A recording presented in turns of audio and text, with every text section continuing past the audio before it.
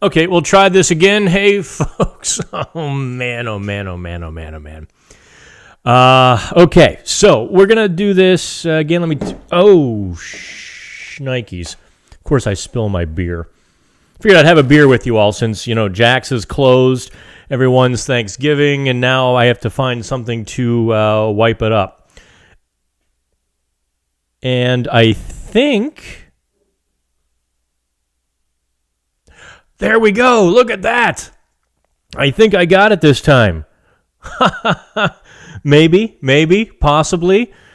Good, you didn't see me spill my beer, although I should run for some paper towels here. We're going to do a live Penguins chat.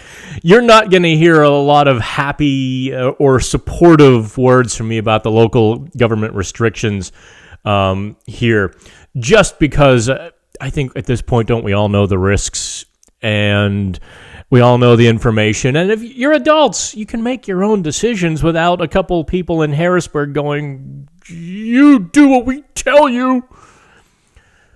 Yeah, those folks, those folks aren't on my wish list. But hey, happy Thanksgiving! I just ate my Hawaiian King bread roll. I had some skewers earlier. Didn't bother making a turkey because my family, I don't know about yours, my family scattered this week just because of the whole COVID thing. Ironically, here's more government rules. Part of my family went to a much less hot spot, or a better spot than Westmoreland and Allegheny County. Yet they have to quarantine when they come back because I really don't know. Because it makes somebody in Harrisburg feel better to have done something. Anywho... Like I said, happy Thanksgiving. It's been several months since we've actually had hockey on the ice here in Penguins land, and it has been a solid month anyway since we had any Penguins news. I think it's been a full month since I reported a couple of the insiders were discussing if the Penguins might get aggressive. Right now, the only hockey news is the lack of hockey news in the NHL CBA negotiations between the players and the owners. So, Nick wants to talk Kapanen. Tell you what, Nick, I don't have any photos of Kapanen preloaded, but we can certainly do that here in short order because I haven't done a live chat in quite a while. So, let's see. Wow, hey, we're all up to... I knew this would not be a well-watched video, but I was bored off my arse. I mean, I've watched The Crown, probably 4 or 5 episodes on Netflix today. By the way, really cool. I hope it's historically accurate. I'm going to have to do some digging into that. Really, it's about the British royal family from the origins with Churchill and Elizabeth. And I see that Julianne Moore plays Margaret Thatcher, so I'm looking forward to that. I kind of liked... old Maggie. Okay, kids. So fire away on the chat. Any questions you've got? Anything you do want to talk about in addition to Kapanen? But kind of resetting everywhere that we were. I probably should get some paper towels too. I'm looking to see if I have anything. Ooh, I do have a towel.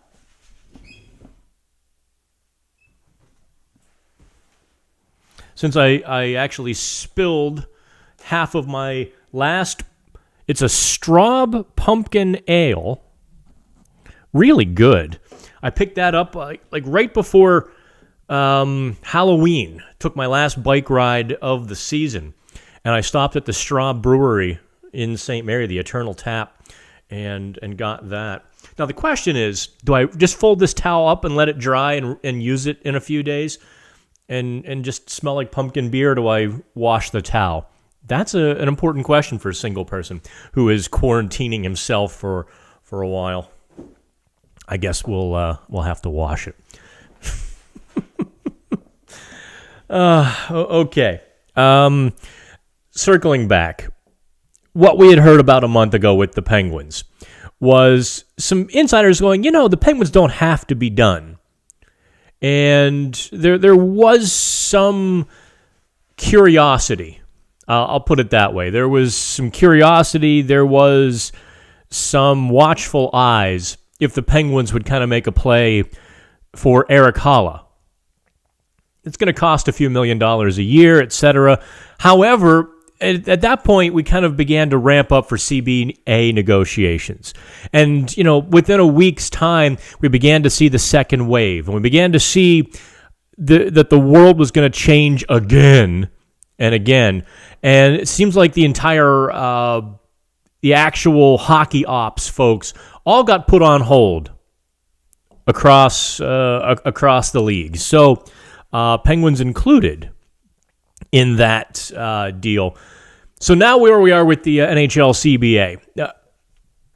We've really, I think, dove into it pretty well on PittsburghHockeyNow.com. If you haven't seen it, take a look at some of these off-the-record columns that Jimmy Murphy is writing, and I will take a little bit of an assist on a couple of them because, feeding each other information. That's what how cool is it? This Hockey Now network that we've got, with Dater and Murphy and George Richards and Sheng Peng in San Jose, Christian in New York, and a couple other guys coming along, Tom in Las Vegas, that we can all pick up the phone and call sources and folks and friends and say, hey, what are you hearing? And we're all kind of getting the same thing, that a week ago, the owners dropped a bombshell on the players. Hey, remember that 20% escrow and the salary deferral we had you take? Yeah, we're going to ask for more now. And the players just went, they went off their rocker. And that was really the last we heard of anything.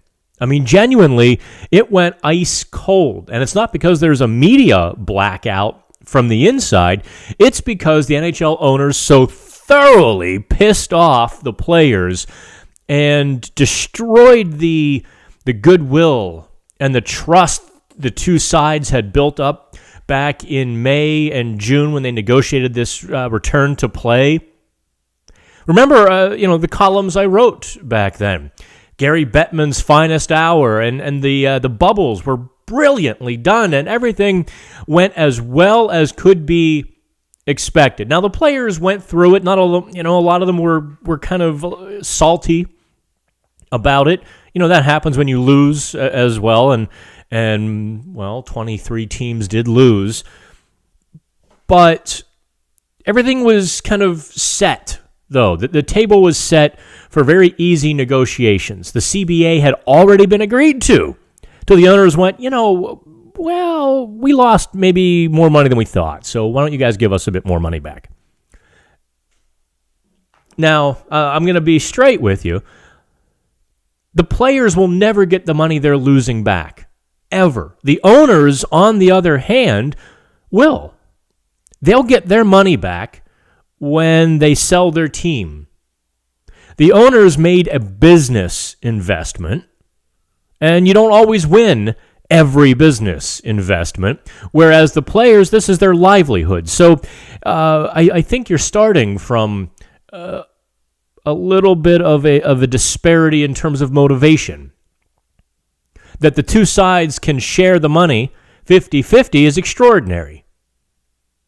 But now the owners are, the owners are not getting their 50% cut if they have a season. And suck it up, take the loss. You made a bad investment for a year. The world sucks. Look, every business owner getting killed. All right? All right, let me hit the chat board here.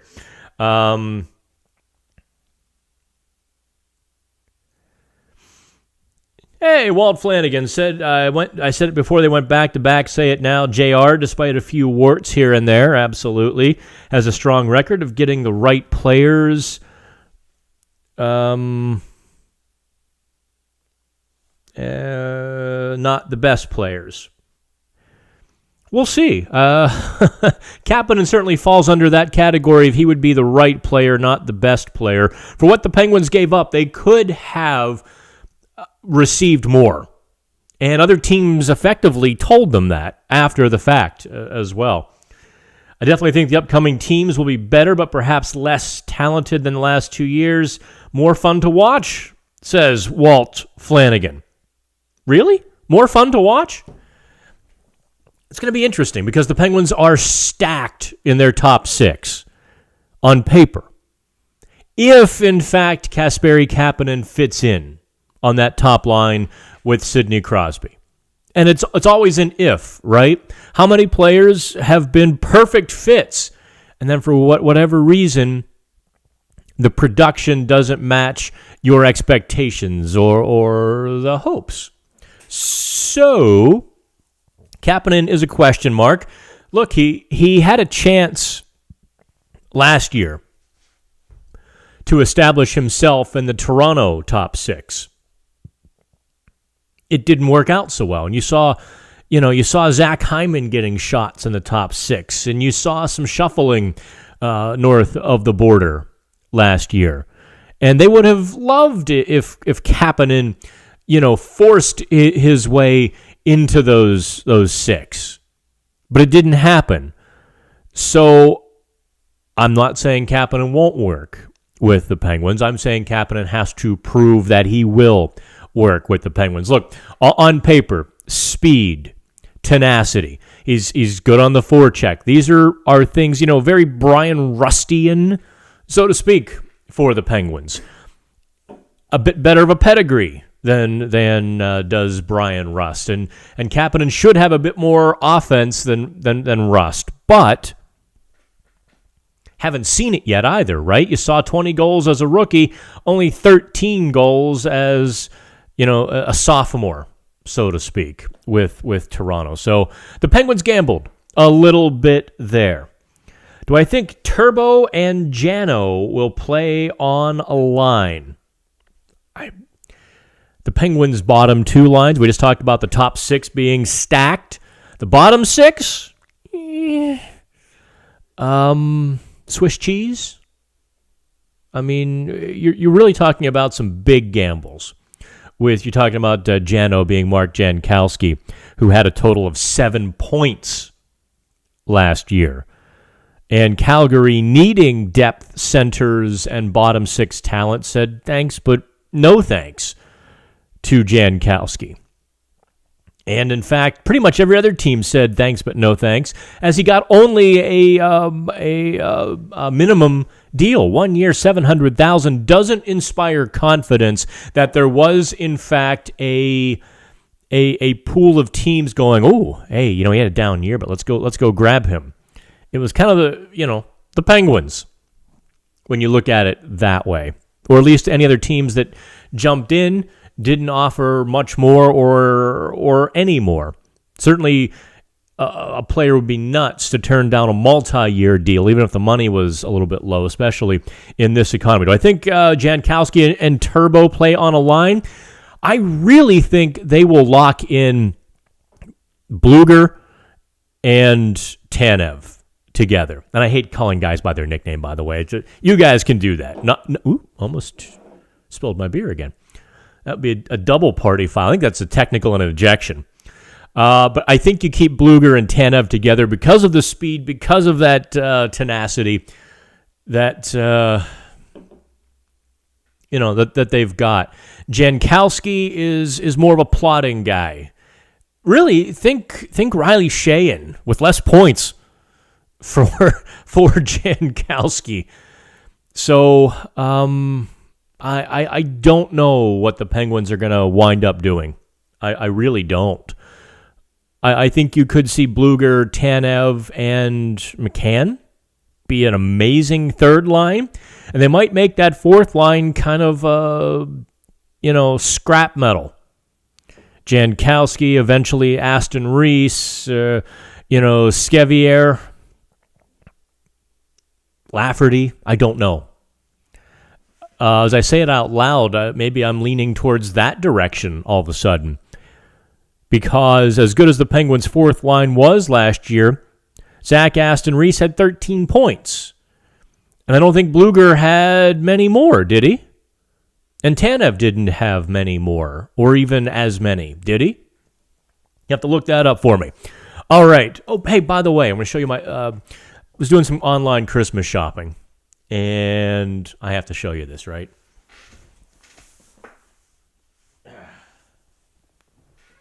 There. Just when you think you've got all, I've been working on a Rowdy Roddy impersonation, and I can't get the snort and the laugh, the way, and the mania. I can't get it. I've been trying. Can't do it.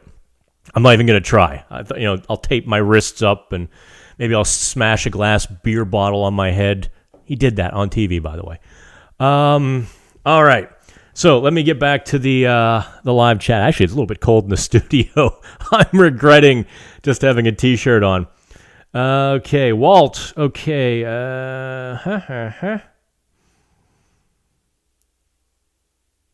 I think the CC signing was pants. What does that mean? What does a signing that's pants mean? But it was 1 year for whatever money. As long as he doesn't see big minutes, whatever. Your opinion on whether there will be any kind of season. I'm at 50% and dropping. Yeah. If you'd asked me 10 days ago before the owners went and soiled the bed, I would have said 100%, 95%. The only thing that could have stopped it really was Joe Biden issuing a nationwide shutdown on day one in January. That's really the only thing that I thought could have stopped an NHL season. But here we are, billionaires wanting more money. I mean, piss off. It's kind of my thought. The owners, pants means I didn't know that.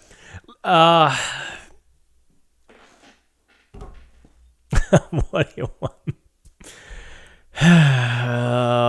Cody Ceci. I don't understand why fans get so invested in a player's failure.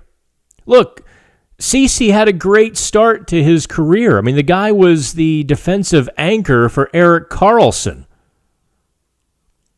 He's not, but I know I'm going to go through this. I went through it for 2 years with Jack Johnson, trying to bring some balance to the conversation while people just went off half-cocked if he was in the building when the Penguins scored a goal. And you're going to do the same to Cody Ceci. Look, the guy went into Toronto last year, and he made a typical mistake. He's not the first player to make the mistake when you go into an offensive, high-powered situation wanting to contribute in that same way. Think of how many enforcers. Here's an analogy. How many enforcers in the last 30 years have come to Pittsburgh and decided they wanted to play hockey? Right? That was very much the same thing I think Ceci did in Toronto last year. And that's really not his game, and he realized that's really not his game. He is going to have his hands full with Mike Matheson, who will be the third pairing left-sider. And you're going to blame Cody Ceci because the internet intelligentsia have already told you that it's Cody Ceci's fault, which is God my witness. When are people going to start listening to me instead of people who have never done this for a living or worked in this for a living? And by this, I don't mean a YouTube show. I mean hockey. But where's my sweater? Let me get this thing back on. Actually, you know what? The hell with it. It'll take me forever to unwad that thing. So, my depressed Johnson is gone. Actually, I'm quite happy for Jack Johnson. I really am, to get away from Pittsburgh, who I haven't seen a city treat an athlete that poorly in a long time. I mean, I'm thinking Cliff Stout, for those of you who are 40 plus. I'm thinking Cordell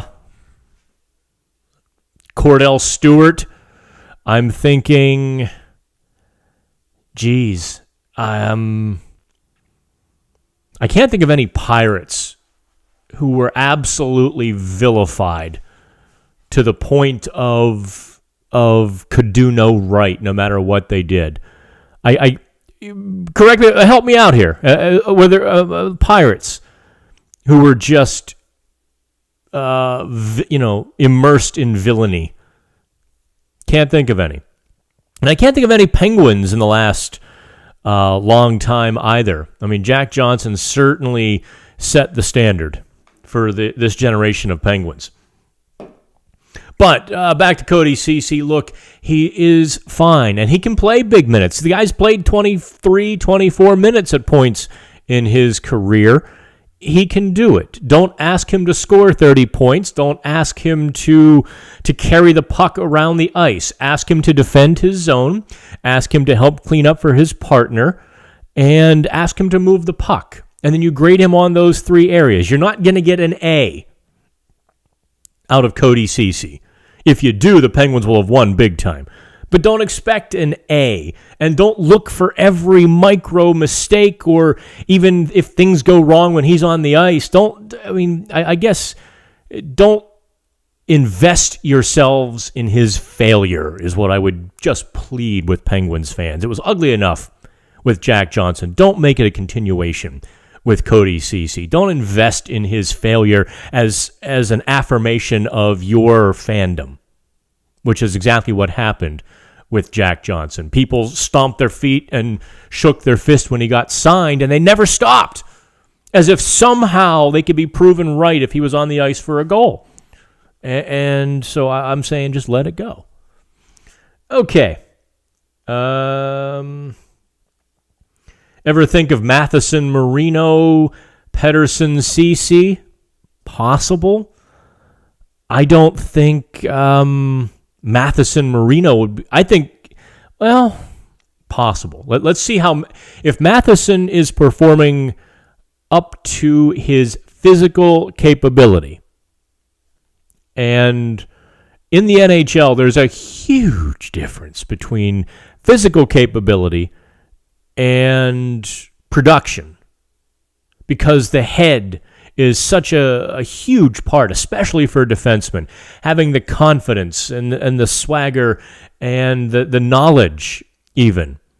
I mean, you really, to be a successful NHL defenseman, you kind of have to be a bad guy in wrestling. You need to know all the tricks of the trade, the little rules you can break and bend and get away with. You need to know all the cheat codes to be successful in the NHL, because the skaters, the forwards, are just too good. They're too fast. They're too coordinated now. So we'll see if he can put it all together, which he hasn't for a solid 2 seasons now. If he does, he could be a nice compliment. He and Marino could be a real fun pairing. If Matheson doesn't, you don't want to pull Marino down, especially in a top 4 role. And Pettersson, Ceci might be a little bit homogenous. You know, you'd have 2 guys kind of in their own zone who can't lug the puck up the ice or skate it out of danger. You kind of have 2 guys who would be just chum in the water for a good forecheck. All right. Good to see your ugly mug again, Dan. Thanks, Mutation. How are you? Happy Thanksgiving. Wonder who the A will be this year. Oh, that's actually a very good question. I mean, no, I guess not, right? You've got Crosby, Malkin, Letang. There's a captain and 2 A's right there. Bing. Dwayne Rupp. Okay. Hanson Brothers. We're listening to the song. All right. Penn should sign Covey to prove to me deal and try to get Ovi. Sure thing, Kyle. I missed Kyle. Boy, it's been a while. All right, kids, fire away on the live chat. I'm actually going to share this again, just on Twitter, because the more the merrier, right?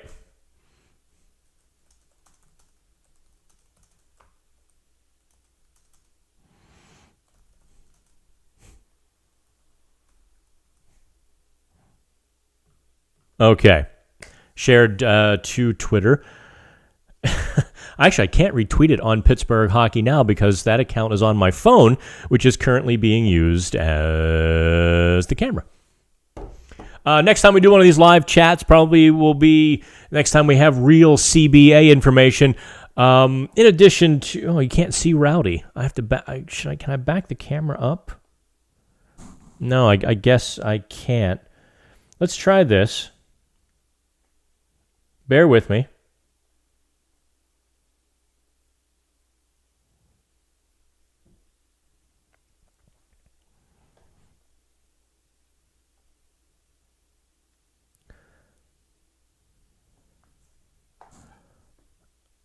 Okay, I think I can't balance him. I added to my toy collection. You can see Rowdy here. I added. I was doing more Christmas shopping in addition to the T-shirt. What are these new Funko? These little Funko things. Have I been missing these for years? They're like somewhere between $4 and $20. I bought Troy and Abed, and I bought Dr. Cox, and I spent like $15. Someday I'll buy presents for other people here for Christmas. Hopefully you're all having a beer. By the way, what did anyone actually have a full family Thanksgiving? Did anyone actually say, we're good, governor. We're good. We got this, and do your own thing? Or did everyone kind of knuckle under, and wind up at home alone this today? The year I get a signed jersey, it's Matt Murray, and he's gone that quick. You have my luck. Mutation, I think I've briefly referenced the Jankowski curse. I don't enjoy cozying up to players. I mean, there are some in the Pittsburgh media who I think they're there for that reason, quite frankly. I don't want to do that. However, when I kind of just stumble into a conversation with a guy and begin chatting with him on a more personal level, they're gone. Like it's almost like Rutherford's watching. Okay, who's Dan talking to? All right, he's gone. Although Zach Aston Reese is still here, and I enjoy that dude. He's kind of he's I've told him just straight up when he's done with hockey, he could go straight into media. He doesn't want to do that though. He wants to kind of just leave the limelight and be done with all of this. Eric Goodbranson was another one. Poof, gone right away. I'm trying to think of before Goodbranson, who I like to have a chat with. Anywho, yeah, it doesn't matter who. Matter who I sidle up to, they're gone immediately. Okay, let's see here. I should make a mailing list to shoot out an email 1 hour before I go live. Yeah, except that I was working for 2 hours to set this show up. Literally, I can't even do it. I don't know how to do it. Drives me nuts.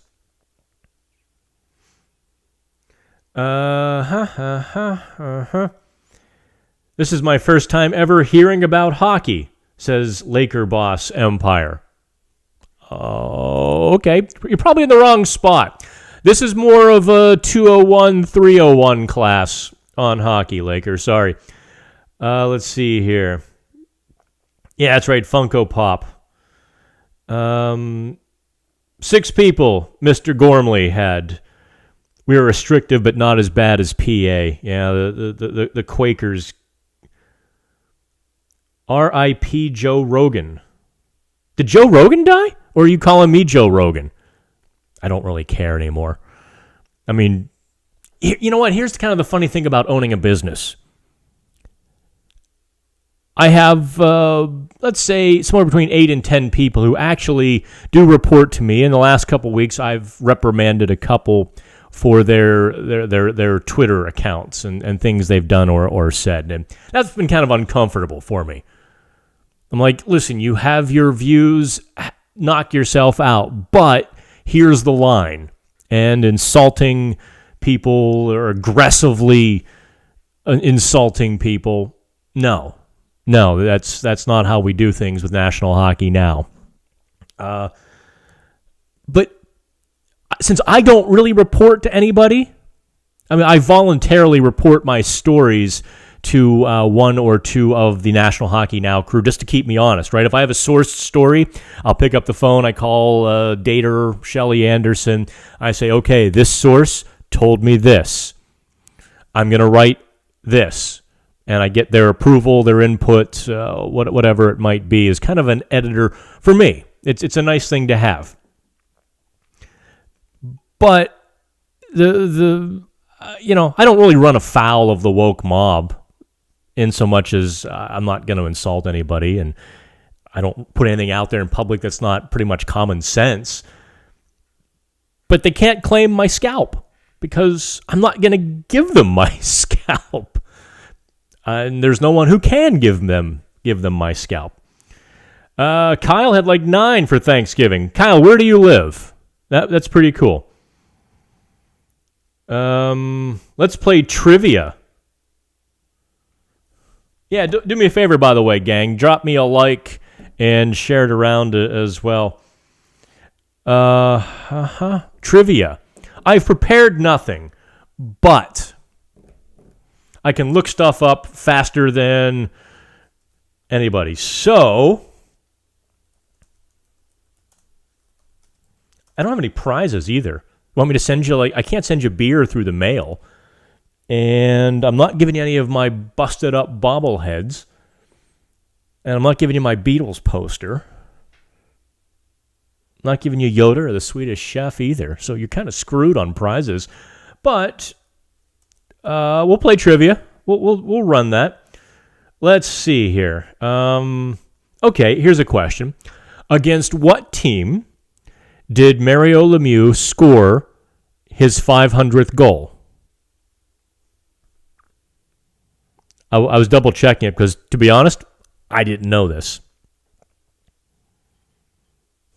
Although I'm watching the replay now and I still can't tell who the hell that is. Goalie has a complete white mask and he's a little shrimp kind of goalie playing stand-up style. Oh, I see who that is. The jersey has been retired and hopefully never, ever returns again. It's a Metro Division team. If that helps you out. Let's see if anybody got it. Yep, Gormley got it. New York Islanders. Did you have to Google that, or did you know that off the top of your head? Man, those fish sticks, those, Captain Morgan, or no, who's the fish? Gorton's Fisherman. Those Gorton's Fisherman jerseys are awful. Good Lord. Yeah, that was Soderstrom. It's odd looking back at some of these things and seeing goalies playing a stand-up game. It's eek. No wonder they didn't stop more than 90% of the shots. And that was a good goalie stopping a 900 save percentage. All right, let's see here.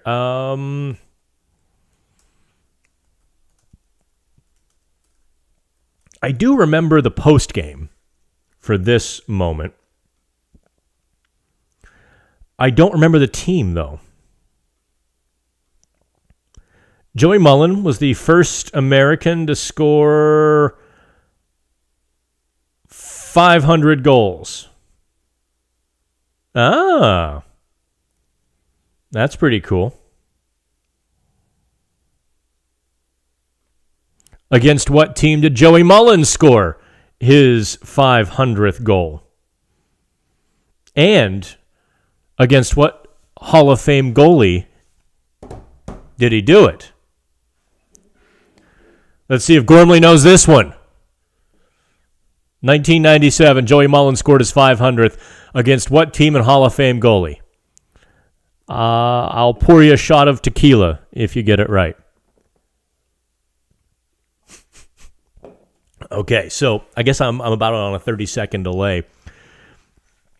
I didn't know it. If we don't get this in like a minute. By the way, how is the sound? Is the sound okay? Because it looks like I'm over-modulating just a hair.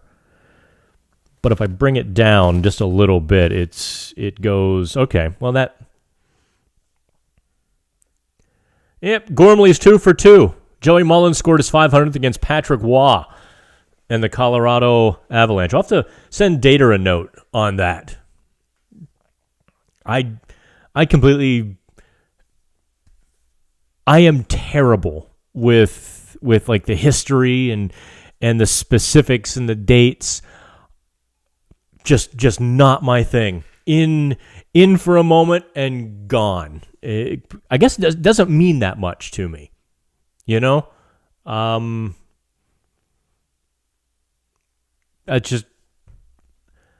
don't know how to tell you. Those individual milestones don't mean a whole lot to me. Let's see here. What other questions can I... Oh, this here. I'll toss you an easy one. Gormley, you're out since you're 2 for 2. Sidney Crosby was, of course, the first overall pick in his draft year of 2005. Who was second? Everyone's going... Who was second when Sidney Crosby... Actually, I didn't have to Google this one. This one I knew. Here's a... While I'm waiting for the delay, I'll tell you this quick story. That was when I was doing the Fourth Period radio show. The impetus of the Fourth Period radio show was I was working for DVE 3WS, who at that time had the Penguins rights, and I was kind of the on-site Penguins producer. So, I would go down and set up for the pre- and the post-game shows, and I would do all of that for the radio side, and I would hop in the locker room as I was all of, I think, 23, 24 years old, and, about 24. Geez, 20 years ago. My God. And I was set to have my own show coming up, on what was then Fox Sports 970. Well, literally a week before the show launches, the boss who was giving me my own show got fired. Eek. Okay, no problem. I go see the new guy. I'm like, hey, how are you? He's like, yeah, I know who you are. Why are you so glib? I don't like you. Literally, like that. Just looks at me like, I don't like you. I'm like, oh, okay. There was a show. He's like, yeah, no. So I went from getting my big break to literally slinking out the door thinking I was fired in a matter of an hour. And luckily some big bosses rescued me and kind of I got back on the Penguins duties. But the Fourth Period radio show was born of not getting that show here in Pittsburgh. So I started doing a show out of my basement. Being a longtime radio guy, not a long time, but at that point, I knew how to do everything in radio. So I built a home studio. And I started doing a show on the internet, back before podcasts and internet radio was a big thing. And within a year or so, we have a few affiliates. Another year goes by, we're on like a dozen radio stations. So the Fourth Period show grew and grew. But to get to the 2005 draft, we did a live draft show, which stations across Canada picked up. And to save money, because we didn't make a whole lot doing it, and that was the draft. It was in a hotel ballroom in Ottawa, so we couldn't go to the arena even. We did it in Red Zone Media's garage. Yeah, it was like a little high school football outlet around here. I called him up and said, hey, we need some help. And he said, yeah, come on over. So who was my co-host? I think it was Tab Douglas.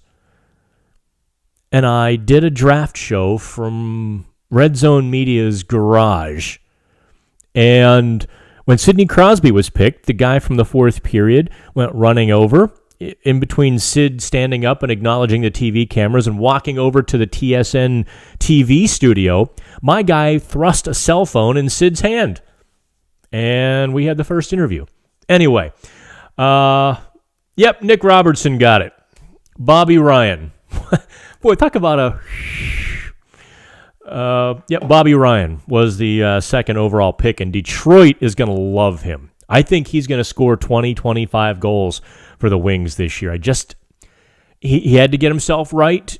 He's now more mature.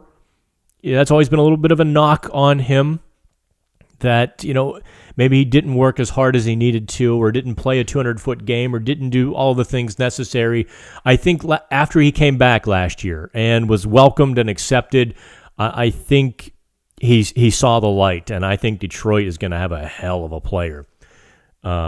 Okay. See here. I know your buddy Jack Johnson went third. Yeah. Here, another little story time. Second worst interview I've ever done was with Jack Johnson the day he arrived with the Columbus Blue Jackets. The Kings had traded him to Columbus. And now bear in mind, this is, 7, 8, not like 9 years ago. And the Columbus PR was so happy to have some national attention, they lined up an interview with me. So we're live on the air. We're doing our thing. Yeah, I guess I was with Sportsnet. So it would have been like 2013. And so we've got Jack Johnson live on the air. We're doing this national show on the great power of Sportsnet. And Johnson is Jack's being just like really clammed up. Like even at my attempts at levity and kind of just easy questions to let him talk for a second or two, and I'm getting 2-word answers. So about 30 seconds into this, after I've asked 3 questions already, I said, "Man, did we catch you at a bad time? You okay?" He's like, "Well, I'm on the team bus here, and everyone's staring at me." All right. And then you hear some guys razzing him in the background, So that was my first introduction to Jack Johnson. Poor guy is, I'm asking him hockey questions, and his teammates are just ready to goof on him on the team bus. Which, by the way, the team bus is like no holds barred. That's the fraternity house of hockey. Okay, let's see here. Who is the recent champions? All right, Laker, I'm not Google. You're going to have to look up that stuff for yourself. Who was the draft choice the Pens traded to Florida for the first overall in 2003? That would be Nathan Horton. Gotcha, Kyle. I also covered that draft. And to show you that I'm, how misguided I was early in my career, I remember kind of railing on that trade, saying the Penguins were making a huge mistake. Eric Stahl or Nathan Horton were what they needed. They needed a second-line center behind Mario Lemieux and Marty Straka, or Robert Lang at the time. They needed a center. They needed a power forward to carry the torch forward, not a goalie who's going to appear in 5 years. Well, so the Penguins traded Michael Samuelsson and the 3rd overall pick, and they got Fleury, and I just remember going, they're going to regret this. They're going to regret this. Oops. Although Eric Stahl had a pretty damned good career, it's funny to think what would have happened if the Penguins had Eric Stahl. Would they have gotten Sidney Crosby? If the Penguins had Eric Stahl and got Sidney Crosby, would they have taken Evgeny Malkin? Yeah, probably, because Malkin and Ovechkin were far and away the 2 best players. So, in 2006, who did the Penguins take? Probably not Jordan Stahl at that point. Isn't that interesting? Would the Penguins have traded that 2nd overall pick and not taken Malkin? Fun stuff to chew on. Okay. Little did we know, Marc-Andre Fleury. Absolutely. Okay, kids. There's not a whole lot to talk about. I kind of shared the CBA, and really there's not a lot going on in the CBA right now either. It's stone cold quiet. And the Penguins are stone cold quiet. So, anything you got on the brain, pop it on the chat over here on to the left, because really I'm doing this because I'm bored. bored out of my mind today. It was kind of rainy here in Pittsburgh, so I couldn't really even take a walk or go get lost.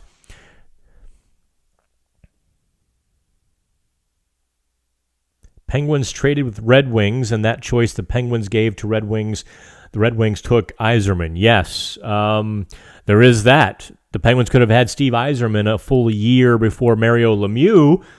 Another little tidbit. And if the Penguins had Yzerman, they don't get Mario. Because as bad as the Penguins were, even late in the season, New Jersey was equal in the magnitude of suckitude. New Jersey was tanking almost as hard as were the Penguins, though I don't think New Jersey sent their starting goalie to the minors because he played a good game, which the Penguins did. And the New Jersey didn't trade a Norris Trophy winning defenseman for nothing or for a first round pick. Yeah, so the Penguins have had definitely some draft near misses. And the David Perron draft pick became Matthew Barzal to the Islanders. Yeah, that's probably one that's going to sting the Penguins. Because I think the Penguins could have done a lot if they had Barzal. I think the direction and the arc of the franchise would be dramatically different. Mount Rushmore of pro wrestling. Okay, I'll bite. Bruno, Flair, Hogan, Taker. Huh. Yeah, I mean, I guess Bruno Sammartino has to be there, right? He was the first big national star, right? He's kind of the Arnold Palmer. Okay, I'll go with that. Hogan, obviously. Flair, obviously. Do we put The Undertaker there? I think The Undertaker is more of an industry guy. You know what I mean? I think The Undertaker is revered in wrestling circles, but because he was a character, and by character, I almost mean a cartoon character, right? Because of the supernatural elements. As much fun as it was for us, I don't think Undertaker transcended wrestling. That's not a knock. One of my all-time favorites. I will put... do I put Piper on the Rushmore? Stone Cold The Rock. Interesting. I might even bump Bruno. I might bump Bruno Sammartino because his presence, while it filled arenas, did not fuel a TV explosion. Arnold Palmer fueled a golf explosion. National television, right? But because of I'm being way too technical on this answer, aren't I? I'm getting into the weeds on this. But because of the old wrestling regional promotions, Bruno Sammartino was never on national television. So do I go Hogan, Flair, Rock and Stone Cold? Hogan, Flair, Stone Cold, Piper. Because Piper is clearly the best villain in wrestling history. Without Rowdy, there isn't really WrestleMania, is there? At least not to that magnitude. That rock and wrestling connection, if you were back alive and conscious or sentient in 1983. Rock or Rowdy? We can almost put that to a vote, right? Kyle, what are you talking about Adam Gaudette? I'm not familiar with the story. I'm not diving into it because I'm not familiar with the story. I see you keep bringing it up. I'm just not getting into it. John Cena, Triple H, rock stars, not world famous to quite the same level. Jimmy, happy Turkey Day. You too, sir. What do you got? We're talking wrestling. Hey, what do we got to lose, right? Finishing my pumpkin beer. Let's see. This has been like I haven't put up any. Yeah, see there.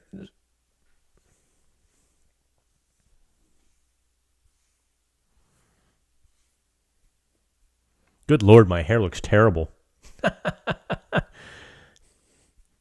I'm going to have to get like a Trumpian comb over going pretty soon. Anywho, that's why I shouldn't take sweaters. I can't even see. I'm just doing that for your effect. Okay, Kyle, look, I'm still not going to dive into Adam Gaudette because I have no reason to stand on a soapbox. The law, the league will take care of whatever happened, and it is. I have no power to get involved in that, and I don't. I'm not familiar with the story. Move on. So I think that's just about the deal. All right, kids. We did 52 minutes, and I have no idea why. But if you're bored, if you're having one of those holiday deals where you're just sitting around the house, hit me up on Twitter at @DanKingerski. Don't forget to like the show. Give it a share or not. Maybe I'll put this on the website. I probably won't because this was just to kill some time. Hey, Chris, does Zucker feel like a bad fit to you? Does he for Philip Deneau make any sense? Ooh. Deneau